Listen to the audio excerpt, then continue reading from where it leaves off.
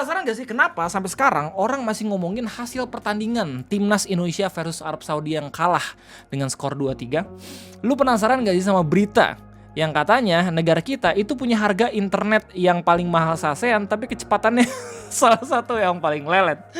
Dan terakhir, lu penasaran gak sih sama kabar terbaru orang yang nge-recall Pandawara Group? Setelah dia buat video buang sampah, ngelempar ke kali, terus habis itu nge-tag Pandawara, terus habis itu di-repost sama Pandawara sendiri.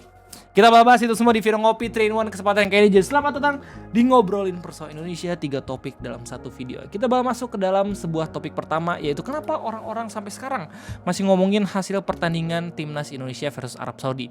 Basically, ini adalah pertandingan yang sangat amat penting untuk menentukan apakah negara kita bisa masuk ke dalam pertandingan Piala Dunia atau kagak. Pertandingan ini disebut sebagai WQC atau World Qualifier Cup untuk ronde yang keempat, di mana Indonesia harus ngelawan Arab Saudi.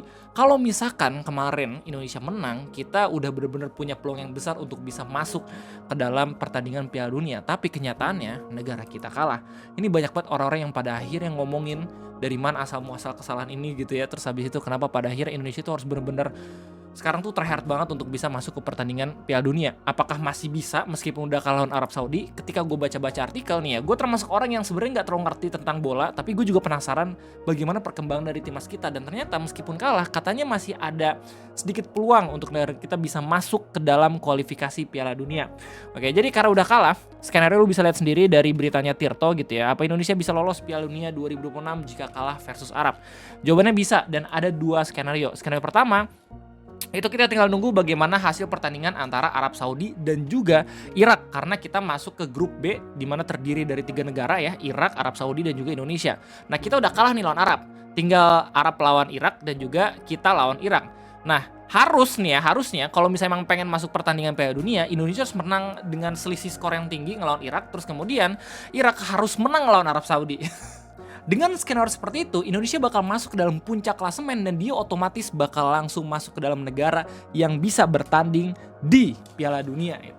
Nah, tapi kalau misalkan Indonesia kalah lawan Irak, itu gimana bang? Ya udah, wallahu alam, udah tidak ada harapan gitu ya. Dan kalau misalnya pada akhirnya Irak juga nggak bisa menang lawan Arab gitu, kita masih ada skenario yang kedua, di mana kalau misalkan kita itu masuk runner up atau juara 2 dari grup B gitu. Nah, kalau misalkan kita juara 2 bisa menang lawan Irak dengan selisih yang tinggi, nah ada lagi nih peluang lewat ronde kelima playoff jika kalah lawan Arab gitu. Nah, di sini dikasih tahu kalau misalnya untuk bisa lolos ke ronde kelima kualifikasi Piala Dunia 2025 zona Asia, Indonesia harus finish sebagai runner up grup B di ronde 4. Ya, itu berarti kita harus menang lawan Irak meskipun Irak itu kalah lawan Arab. Dengan begitu Indonesia nantinya akan menjalani laga 2 leg pada tanggal 13 sampai 18 November 2025 mendatang. Laga ini akan mempertemukan runner up grup B versus grup A. Jika Indonesia melaju ke ronde 5, maka tim yang berpotensi jadi lawan skuad Garuda adalah salah satu dari Qatar, UAE atau Oman. Andi berhasil menang pada laga di ronde 5, Indonesia kemudian punya peluang terakhir untuk lolos Piala Dunia via playoff antar konfederasi. Playoff ini akan diselenggarakan pada Maret 2020 mendatang di benua Amerika Utara. Jika harus menjalani babak playoff ini, maka Indonesia akan berlaga dengan 1 wakil Oseania, 1 wakil Amerika Selatan, dan 2 wakil Amerika Utara, serta 1 wakil Afrika.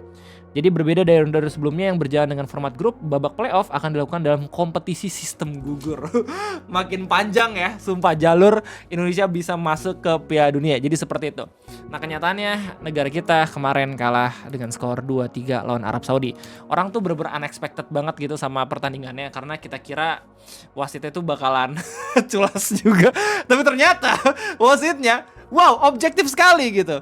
Cuman orang-orang menyayangkan keputusan dari beberapa pihak-pihak yang pada akhirnya bisa mengatur timnas gitu ya, mulai dari ketua PSSI, terus habis itu pelatih ya yang digantikan dari STY ke Patrick Kluivert, terus habis itu beberapa komentator bola ya, atau youtuber yang biasanya ngomentarin tentang bola, karena mungkin waktu pergantian pelatih dari STY ke Patrick Kluivert banyak banget guncangan yang sampai pada akhirnya orang-orang nggak yakin kalau misalkan pergantian pelatih ini benar-benar bisa ngebuat Indonesia bisa masuk ke dalam pertandingan Piala Dunia gitu. Makanya kalau misalnya lu cek di Twitter, banyak banget orang-orang pada akhirnya mention balik STY, karena kalau misalnya lihat dari riwayat pertandingan Indonesia versus Saudi Arabia gitu ya, kita pernah menang di tanggal 19 November dan kita pernah seri.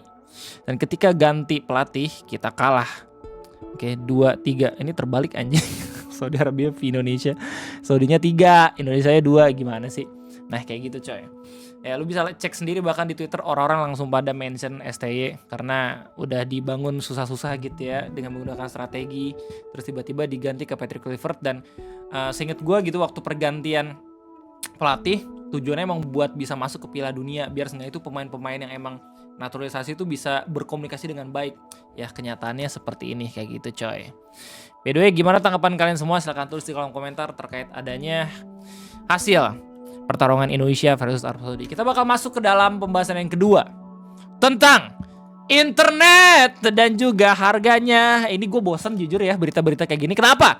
Karena sudah selalu di roasting gitu sama menteri-menteri Kominfo sebelumnya. Internet cepat buat apa gitu, ngapain sih cepetan gitu, padahal cuma buat YouTube doang. Padahal banyak banget gitu pekerjaan-pekerjaan yang sangat amat dipengaruhi dengan kecepatan internet. Ya, lu tau gak sih salah satu penggunaan utama kenapa internet cepat itu ada di bumi? Karena itu internet digunakan sebagai transfer data untuk citra satelit dari luar angkasa ke bumi. Nah mungkin di Indonesia karena belum banyak gitu ya satelit yang kita punya, tapi meskipun belum banyak tetap ada seingat gue gitu. Masih belum terlalu urgensi, tapi ada beberapa pekerjaan juga yang pada akhirnya sangat amat dipengaruhi sama internet ini. Salah satu content creator, live streamer, influencer, buzzer. Buzzer semoga hilang. Dan masih banyak lagi, you name it gitu. Jadi sedih kalau misalnya pada akhirnya meskipun ada berita-berita kayak gini nggak dijadiin prioritas utama gitu untuk menyelesaikan masalahnya. Bahkan ada beberapa berita, ini berita nggak cuma dari medcom.id doang dengan judul harga internet Indonesia paling mahal se-ASEAN tapi kecepatan masih lelet. Ini juga beritanya langsung dari Kata Data dengan judul harga internet Indonesia termahal se-ASEAN, kecepatan terlelet kedua. Nah, data yang bilang kalau misalkan internet kita itu mahal dapat dari mana bang? Berdasarkan berita ini, katanya data berasal dari cable.co.uk Wear Social per Februari 2025. Ini gue yang bego atau apa, tapi gue susah banget buat dapetin datanya.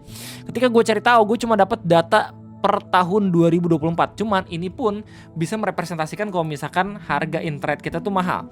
Dari data ini ya, dari file Excel ini, lu tinggal ganti aja, continental region filternya, cuman ke Asia doang. Ya, set. Nah di Asia kan, Indonesia kan benua Asia ya. Terus habis itu dari average package cost per month atau harga lokalnya, ya itu kita ganti dari yang tertinggi ke yang terendah. Set dari sini. Lo bisa lihat kalau misalkan harga internet di negara kita tercinta itu yang paling mahal bahkan se-Asia. Ya, lebih mahal dibanding Iran, Vietnam, Myanmar, South Korea, Mongolia, Bhutan, Sri Lanka. Ini per bulan ya harusnya. Pakistan, Afghanistan, Philippines, Bangladesh, Nepal, dan beberapa negara-negara lain. Sangat amat ironi. Nah kalau misalnya dari berita ini dikasih tahu kalau misalnya untuk setiap Mbps, untuk 1 Mbps-nya, pengguna internet di Indonesia harus merogoh kocek sekitar 0,41 atau sekitar Rp6.000. Angka ini jauh lebih tinggi dibandingkan negara tetangga. Sebagai perbandingan, Filipina hanya 0,14 atau 2.000-an aja. Malaysia 1.000-an, Vietnam 600-an, bahkan Singapura itu 400-an, dan Thailand jadi yang termurah yaitu 300-an. Ya pantesan orang-orang pada pergi ke Thailand gitu ya, selain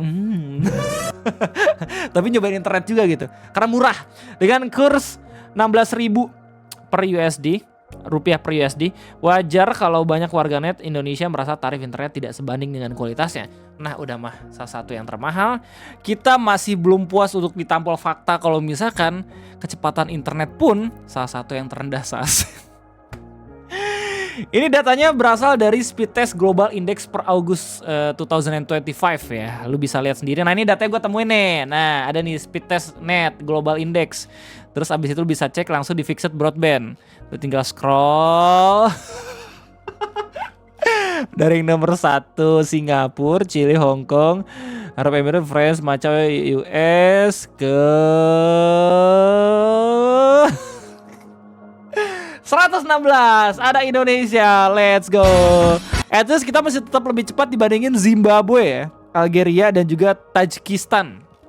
Cuman kalau misalnya berdasarkan filterisasi dari yang buat berita, Indonesia ternyata masuk ke dalam peringkat 116 ya, kedua terbawah dari ASEAN, negara ASEAN. Kalau misalkan untuk mobile broadband itu kita ketiga terbawah.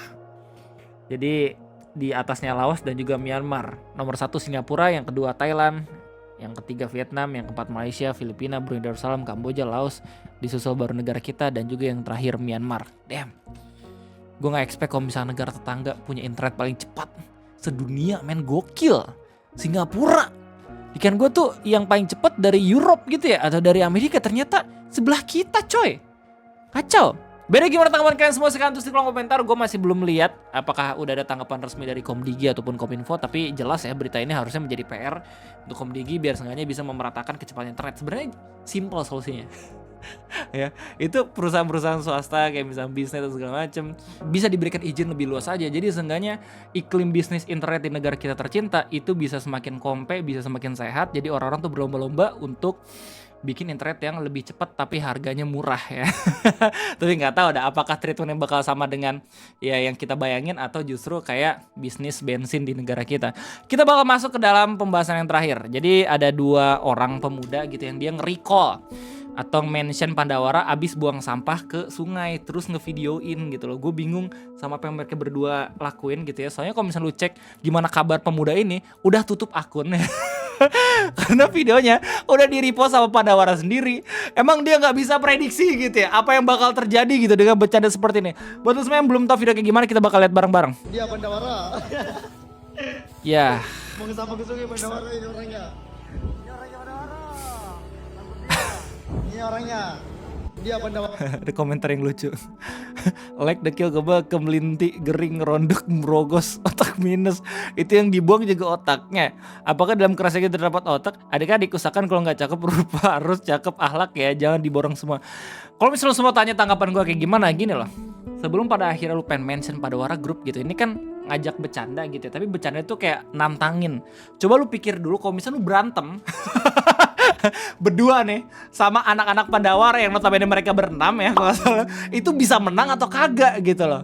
Mereka kalau misalnya gak nge-repost ini, ngajak berantem aja bisa kalah, apalagi nge-repost gitu loh. Ini kan Pandawara punya 4 juta ya pengikut gitu. Lu kalau misalnya dirujak sama 4 juta pengikut, itu bisa bahaya anjir. Entah itu dari ya media sosial lu sendiri atau mungkin secara karir pun itu bakal rame gitu loh. Langsung kayak nandain, ya ini muka-muka yang kayak gini buang sampah udah di-mention sama orang yang biasa itu ngebersihin lingkungan gitu ya. Oke, kita coret jadi tidak boleh ada di perusahaan ini, kan lebih bahaya lagi gitu. Pandawara Group pun udah berkomentar. Mereka bilang bercandanya keliru, kalau cuma ngejek Pandawara sih nggak apa-apa. Tapi apa yang mereka lakukan dengan membuang plastik ke bantaran sungai sangat tidak bisa dinormalisasi, itu betul. Dan ironisnya di daerah gua pun masih ada yang kayak gitu meskipun udah dikasih tahu ya. Kayak oh ini sungai nanti juga mengalir ke sana. Iya kan, ke sana nanti bakal banyak lagi sampahnya gitu. Lu dong yang kagak. Nanti susah lagi orang buat ngambilin, ngebersihin. Kalau misalnya banjir yang disalahin pemerintah gitu loh. Padahal kan harusnya kita sendiri tuh harus bisa menjaga lingkungan masing-masing. Kalau misalnya punya sampah ya seenggaknya tuh kolektif gitu loh, diatur. Gua pun ya per bulan harus bayar gitu loh untuk buang sampah, men. Lain kali kalau mau bercanda dipikir ulang ya adik-adik. Sengaja kita posting sebagai pembelajaran agar candaan seperti ini tidak terulang kembali ya.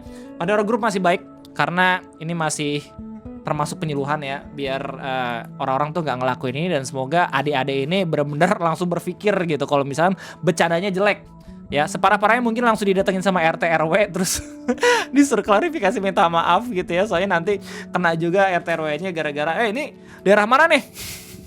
Ini ngizinin kan nih RT RW-nya, buset kan makin bahaya lagi. Intinya itu aja mungkin ya, gue terima kasih banyak udah mendengarkan yaping gue. Jadi udah jam 12 ini, gue lagi nge-record di hari Jumat, gue harus sholat Jumat. Sekali lagi thank you banget udah menikmati video ngopi 3 in 1 selalu. I love you guys. Jangan lupa buat makan pagi, siang, malam. Sehat-sehat semuanya. Jangan buat likes dan jangan lupa buat hype-nya.